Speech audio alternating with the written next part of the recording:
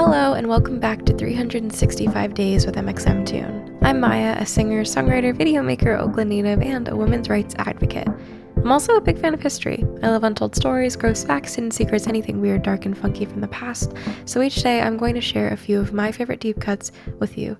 So let's take a look at today's story. It's 365 with mxmtoon. New facts every day, so don't leave too soon. I'm gonna teach you stuff, no it won't be tough. Gonna go a year till you've had enough. It's 365 mxmtoon. Today, in 1865, Mary Edwards Walker became the first and only woman to receive the U.S. Medal of Honor. Walker was a suffragist, surgeon, and a possible spy, and she was awarded the medal for her service in the Civil War. But let's reverse. What's the U.S. Medal of Honor? It's the highest individual honor that can be awarded by the military. Sometimes people incorrectly call it the Congressional Medal of Honor because it's presented in the name of Congress, but the official name is just the Medal of Honor. Within the larger category of the Medal of Honor, there are 3 subcategories, one for the Army, one for the Navy, and one for the Air Force. The medal being awarded in 1861 by the Navy and the Army followed in 1862.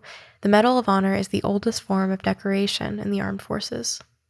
Now, let's get back to the honoree herself, Mary Edwards Walker. She was born in Oswego, New York, with 6 brothers and sisters. Their parents raised them as free thinkers, and in a rarity for women of the time. Mary wore trousers and shirts instead of dresses so that she could work on the family farm. Her parents were also abolitionists and encouraged her to pursue a degree despite the difficulties for women in education at the time. She went to Syracuse Medical College and graduated with a Doctor of Medicine degree. She married a classmate, Albert Miller, though she decided to keep her name and declined to become Mrs. Miller. Additionally, she refused to agree to obey Albert in her wedding vows. An icon, if I ever knew one. The two set up a medical clinic together in Rome and New York. Unfortunately, the clinic wasn't successful because the public didn't trust Walker as a female doctor. The marriage didn't survive either. Edwards and Miller divorced after 13 years. When the Civil War began, Walker went to Washington to join the Army on behalf of the Union. They wouldn't let her become a medical officer because of her gender, despite her medical training, but she was allowed to become an unpaid volunteer surgeon. While working as a volunteer surgeon, she also set up the Women's Relief Organization in order to help families who came to visit their wounded relatives in nearby hospitals. She ended up working the front lines at Fredericksburg and Chattanooga. After years of volunteer surgeoning, she became the first female U.S. Army surgeon. Her title was War Department Surgeon, which is the equivalent of something like lieutenant or captain today.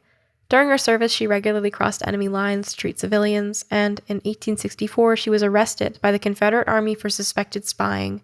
She was held for 4 months at Castle Thunder Prison near Richmond, before being freed as a part of a prisoner exchange.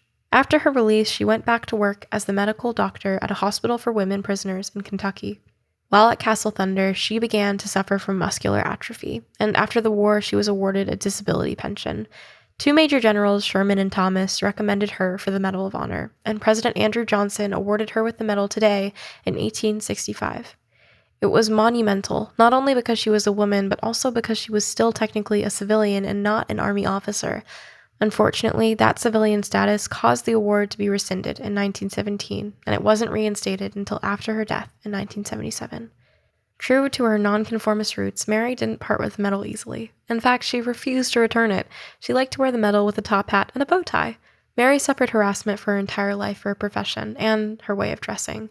During her time in the Army, she wore an unpopular outfit called the bloomer costume, a short dress worn over pants that enabled women to move more freely than traditional skirts. In New Orleans in 1870, she was arrested because she was dressed like a man, as well as being physically threatened by officers and accused of homosexuality. She was only released from custody after being recognized by court officials, but Mary never let the harassment change her personal choice of dress. Once stating, "I don't wear men's clothes, I wear my clothes." Following her time in the Army, Mary became active as a suffragist. She testified before the House of Representatives in 1912 and in 1914 for the women's right to vote. She died in February 1919 and was buried in her hometown of Oswego. 3,500 people have been awarded with the Medal of Honor since its inception, and Mary Edwards Walker is still the only woman. Jimmy Carter made the move to reinstate her Medal of Honor in 1977 after a push by her surviving family. For our music fact of the day, we have yet another woman who made a splash in her chosen field, albeit a much younger one. Today, in 2014, Mitski released her third album, Bury Me at Makeout Creek. A Japanese-American indie pop star, Mitski released the album through Double Double, Whammy Records. She wrote the entire album herself, and it was produced by Patrick Hyland, who she previously worked with on Retired from Sad, New Career in Business. The title, Bury Me at Makeout Creek, is a reference to the Simpsons episode, Faith Off. The album was later re-released with 4 bonus tracks. Mitski learned to play the guitar for the album. On her previous records, she'd only sung and played drums. I actually got the opportunity to work with Mitski. We did a co-writing session together in LA, and she's as genius as you may think she is.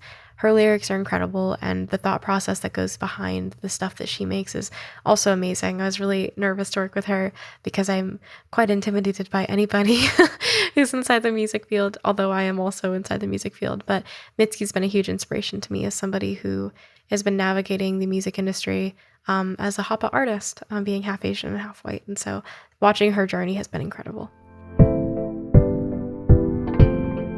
And now for today's final segment, I'll be going into my own photo archives to see what I was up to on a November 11th in my life.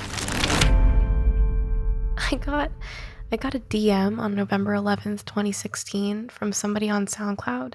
At that point, I was just posting covers, and I don't think I had any original work on my SoundCloud or anything.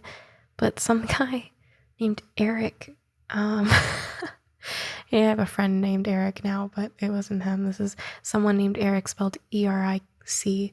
Sent me a message on SoundCloud that was very aggressive. He said, "Marry me or make a song with me, either works." I didn't do either. I'm glad to say that I'm an independent woman who also did not collab with said person. So yeah, that's what I got on November 11th, 2016. And that's all for today. Thank you so much for going back in time with me, and remember to subscribe wherever you listen to podcasts so you can come back tomorrow for more facts from yesterday. I'll see you tomorrow. It's 365 with mxmtoon. New facts every day, so don't leave too soon. I'm gonna teach you stuff, no it won't be tough. Gonna go a year till you've had enough.